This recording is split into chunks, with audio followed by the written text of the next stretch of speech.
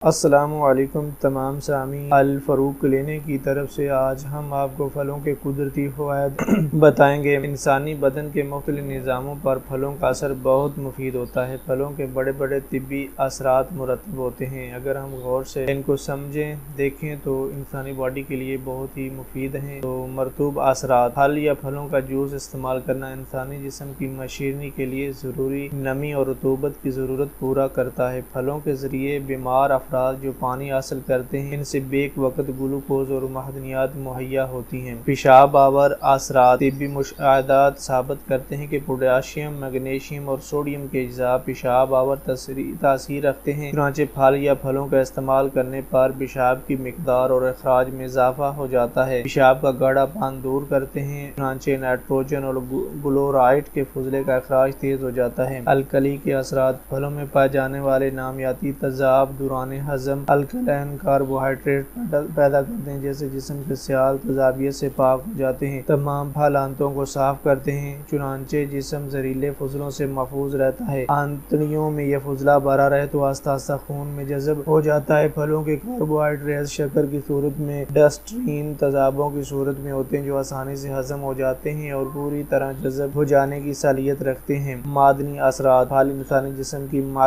मादनियात फराहम करते हैं। खुश्क फल जैसे खुबानी, किशमिश, अंजीर और खजूर कैल्शियम आयरन से माला माल होते हैं। ये मादनी अज्जा मजबूत हड्डियों और अच्छे खून के लिए बहुत ज़रूरी होते हैं। जुलाब आवर असरात, फलों में पाए जाने वाली ग़िज़ाई रेशे खुलवी मादे हमारी ग़िज़ा को हजम और अंतड़ियों में जुज़े बदन बनने वाले अज्जा के अलग हो जाने के बाद अखराज में मदद देते हैं। अजाबत आसानी से हो जाती शक्कर और नामियाती तेज़ाब फलों की बुनियादी जुज़्व होते हैं।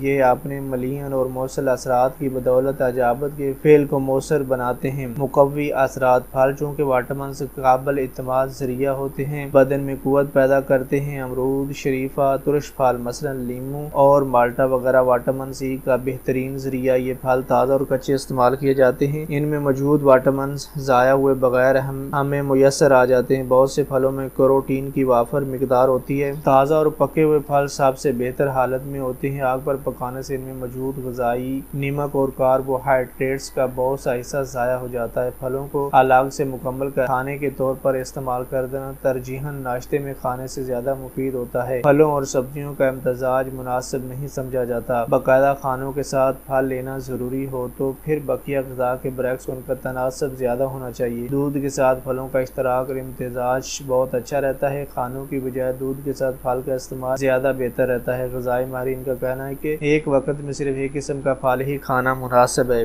बीमारी की सूरत में अतिबा की राय है कि फलों के जूस इस्तेमाल किए जाएं, लेकिन जूस को तैयार करने के फ़ौरन बाद इस्तेमाल करना मुफीद रहता है, क्योंकि पड़ा रहने से ये बहुत जल्द खराब हो जाते हैं। अगर हमारी ये वीडियो आपको अच्छी लगे तो इसको लाइक, शेयर और कमेंट में बताएं ताकि आप हमारे साथ जुड़े रहें और नई वीडियो आप तक बआसानी मिल सके।